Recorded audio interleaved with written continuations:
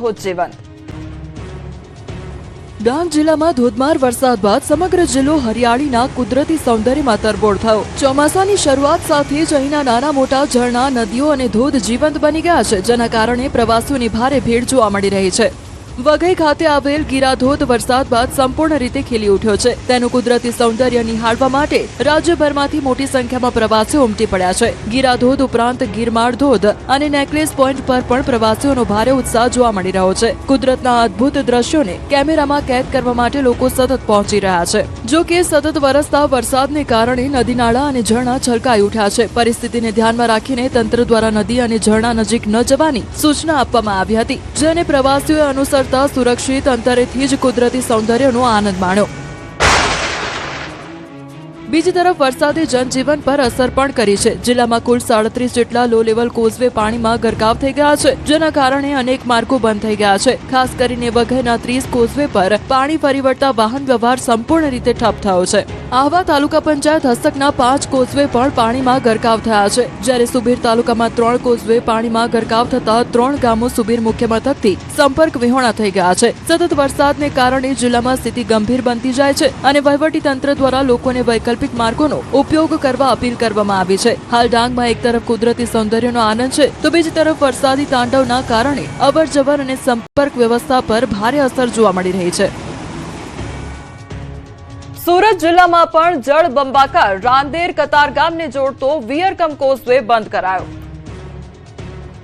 સુરત જિલ્લામાં ઉપરવાસમાં પડેલા ભારે વરસાદના કારણે અનેક વિસ્તારોમાં પાણીની સ્થિતિ ગંભીર બની। સતત વરસાદ અને નદીઓમાં વધતા જળસ્તરને કારણે જનજીવન પર વ્યાપક અસર જોવા મળી। સુરત શહેરમાં રાંદેર અને કતારગામને જોડતો વિયરકમ કોઝવે ભારે વરસાદ બાદ બંધ કરવામાં આવ્યો। નદીનું પાણી ભયજનક સપાટીને પાર કરતા કોઝવે 6 મીટરથી વધુ ઊંચાઈ પાર કરીને 6.79 મીટર સુધી પહોંચી ગયો। પરિણામે હજારો વાહન ચાલકોને ભારે હાલાકીનો સામનો કરવો પડી રહ્યો છે અને લોકોને આશરે 7 થી 8 કિલોમીટરનો ચક્રાવો લઈને મુસાફરી કરવી પડી। બીજી તરફ કીમ નદીમાં પણ સતત જળસ્તર વધી રહ્યું છે। છેલ્લા 3 દિવસથી ઉપરવાસમાંથી આવક વધતા કીમ નદી બે કાંઠે વહેતી થઈ માંગરોળ તાલુકાના મોટા બોરસરા નજીક હાઈ બેરલ બ્રિજ સુધી નદીનું પાણી પહોંચી ગયું। પરિસ્થિતિ ગંભીર બનતા બ્રિજ પર પાણી ફરી વળવાની શક્યતા વ્યક્ત કરવામાં આવી રહી છે। આ માર્ગ માંગરોળ, ઓલપાડ અને આસપાસના ગામોને NH48 અને સુરત શહેર સાથે જોડતો મહત્વનો માર્ગ છે। કીમ નદીમાં પૂર આવતા એક તરફ ખેડૂતોમાં ખુશીનો માહોલ છે, કારણ કે સિંચાઈ માટે પૂરતું પાણી ઉપલબ્ધ બન્યું છે, તો બીજી તરફ નીચાણવાળા વિસ્તારોમાં ચિંતા પણ વધી ગઈ છે। બીજી ઘટનામાં કડોદરા 4 રસ્તા વિસ્તારમાં ભારે વરસાદના કારણે રસ્તાઓ પર પાણી ફરી વળ્યા। ચામુંડા હોટલ પાસે અને પોલીસ ચોકી આસપાસ પાણી ભરાતા ટ્રાફિક જામના દ્રશ્યો સર્જાયા। સતત 4 કલાકના વરસાદે કડોદરામાં જનજીવન અસ્તવ્યસ્ત કરી દીધું। સ્થાનિક નગરપાલિકાની કામગીરી પર પણ સવાલો ઉભા થયા છે, જ્યારે બાળકો પાણીમાં રમતા જોવા મળતા દ્રશ્યો પણ સામે આવ્યા છે। પાટણના ગ્રામ્ય વિસ્તારમાં મેઘ તાંડવની સ્થિતિ, નીચાણવાળા વિસ્તારોમાં ભરાયું પાણી। પાટણમાં મેઘરાજા મન મૂકીને વરસ્યા, જેના કારણે શહેર અને ગ્રામ્ય વિસ્તારોમાં જળબંબાકાર જેવી સ્થિતિ સર્જાઈ। પાટણ શહેરમાં માત્ર 4 કલાકમાં જ અંદાજે 5.12 ઇંચ વરસાદ વરસી ગયો, જેના કારણે નીચાણવાળા વિસ્તારોમાં પાણી ભરાતા લોકો મુશ્કેલીમાં મુકાયા। વોર્ડ નંબર 11 વિસ્તારમાં આવેલા પદ્મનાભ મંદિર તરફ જતો મુખ્ય માર્ગ સંપૂર્ણ રીતે પાણીમાં ગરકાવ થઈ ગયો। આ ઉપરાંત પાટણ શહેરથી નોરતા, રામનગર, ઓબાપુરા, બોરસણ અને રણુજ જેવા ગામોને જોડતા રસ્તાઓ પર પાણી ફરી વળ્યા। સરસ્વતી તાલુકામાં પણ 4 કલાકમાં લગભગ 5 ઇંચ વરસાદ ખાબક્યો, જ્યારે હારીજ અને ચાણસ્મામાં સમીમાં પણ મેઘરાજાએ સારી બેટિંગ કરી। શંખેશ્વર, સાંતલપુર, રાધનપુર અને સિદ્ધપુર તાલુકામાં પણ નોંધપાત્ર વરસાદથી સ્થિતિ બદલાઈ ગઈ છે। બીજી તરફ શહેરમાં પડેલા ભારે વરસાદ બાદ રેલવે ગરનાળામાં પાણી ભરાઈ ગયું। જનતા હોસ્પિટલ અને મુખ્ય બજારથી હાઈવે તરફ જતા રસ્તાઓ પર પણ પાણી ભરાતા વાહન ચાલકો અને રાહદારીઓ અટવાઈ ગયા। વરસાદ બંધ થયા બાદ 5 કલાક પસાર થઈ ગયા હોવા છતાં પાણી ઓસર્યા નહીં, જેના કારણે નગરપાલિકાની પ્રી મોન્સૂન કામગીરી પર ગંભીર સવાલો ઉભા થયા છે। સ્થાનિકો માંગણી કરી રહ્યા છે કે તંત્ર આ પાણીનો કંઈક રસ્તો કરે। મધ્ય ગુજરાતમાં પણ વરસાદી માહોલ, આણંદ અને અરવલ્લીમાં વરસાદ ખાબક્યો। મધ્ય ગુજરાતમાંથી પણ ખેડૂતો માટે ખુશીના સમાચાર આવ્યા। બીજી તરફ કેટલાક વિસ્તારોમાં સાવચેતીના પગલાં પણ લેવામાં આવ્યા છે। આણંદ જિલ્લામાં તારાપુર અને સોજિત્રા પંથકમાં સાર્વત્રિક વરસાદ નોંધાતા ખેડૂતોમાં ખુશીનો માહોલ જોવા મળી રહ્યો છે। બાંધણી ચોકડી, સોજિત્રા, તારાપુર રોડ સહિતના વિસ્તારોમાં સારો વરસાદ પડતા ધરતીપુત્રોએ ડાંગરની વાવણી શરૂ કરી દીધી છે। જો કે સોજિત્રા પોલીસ ચોકી નજીક વરસાદી પાણી ભરાતા સ્થાનિક લોકોને અવરજવરમાં મુશ્કેલીનો સામનો કરવો પડી રહ્યો છે। બીજી તરફ અરવલ્લી જિલ્લામાં બાયડ દહેગામ રોડ પર આવેલો ડાભા બ્રિજ ભારે વાહનો માટે બંધ કરવામાં આવ્યો છે. વાત્રક નદી પર આવેલા આ બ્રિજનું તંત્ર દ્વારા નિરીક્ષણ કરવામાં આવતા તેની ગુણવત્તા નબળી હોવાનું સામે આવ્યું છે. ત્યારબાદ જિલ્લા કલેક્ટરે જાહેરનામું બહાર પાડી આગામી 60 દિવસ માટે ભારે વાહનોની અવરજવર પર પ્રતિબંધ મૂક્યો છે. આ બ્રિજ પરથી દરરોજ હજારો નાના મોટા વાહનો પસાર થતા હોવાથી હવે વાહન ચાલકોએ વૈકલ્પિક માર્ગનો ઉપયોગ કરવો પડશે.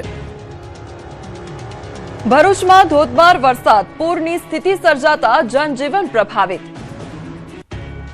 ભરૂચ જિલ્લામાં ધોધમાર વરસાદના કારણે જનજીવન પ્રભાવિત થયું. વાલિયા પંથકના સિલુડી ગામમાં ભારે વરસાદના કારણે પૂર જેવી સ્થિતિ સર્જાઈ છે. ભારે વરસાદના કારણે સિલુડી ગામ બેટમાં ફેરવાઈ ગયું. ગામમાં ચારે બાજુ પાણી ફરી વળતા જનજીવન સંપૂર્ણપણે અસ્તવ્યસ્ત બન્યું. ભારે વરસાદના કારણે ગામમાં પૂર જેવી સ્થિતિ સર્જાતા તંત્રએ આશરે 50 જેટલા લોકોને ગામની શાળામાં આશરો આપ્યો. ગામના 10 થી વધુ ઘરોમાં વરસાદી પાણી ઘૂસી જતા લોકોને ભારે નુકસાન વેઠવાનો વારો આવ્યો છે. અચાનક આવેલા પાણીના પ્રવાહને કારણે અનેક પરિવારોને પોતાની ઘરવખરી પણ બચાવવાનો સમય મળ્યો નહોતો. પાણી ભરાવાને કારણે ઘરોને પણ નુકસાન પહોંચ્યું છે. આ દરમિયાન ગામની શાળાના ફળિયામાં આવેલા 2 મકાનોની દિવાલ ધરાશાયી થઈ હતી. જો કે સદનસીબે આ ઘટનામાં 7 લોકોનો આબાદ બચાવ થયો હતો. હાલ તંત્ર દ્વારા અસરગ્રસ્તોની મદદ અને સ્થળાંતરની કામગીરી હાથ ધરવામાં આવી રહી છે.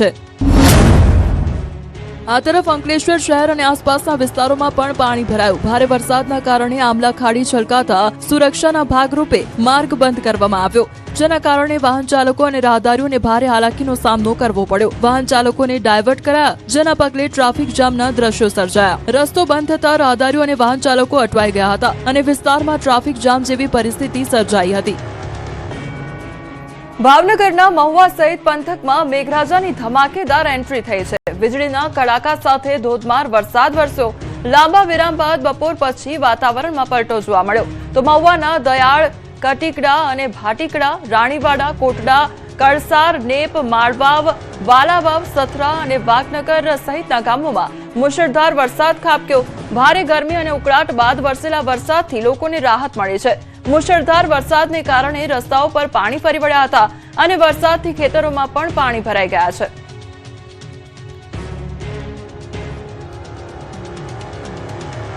હજુ ભૂક્કા બોલાવશે 5 વરસાદી સિસ્ટમ, હવામાન વિભાગની આગાહી.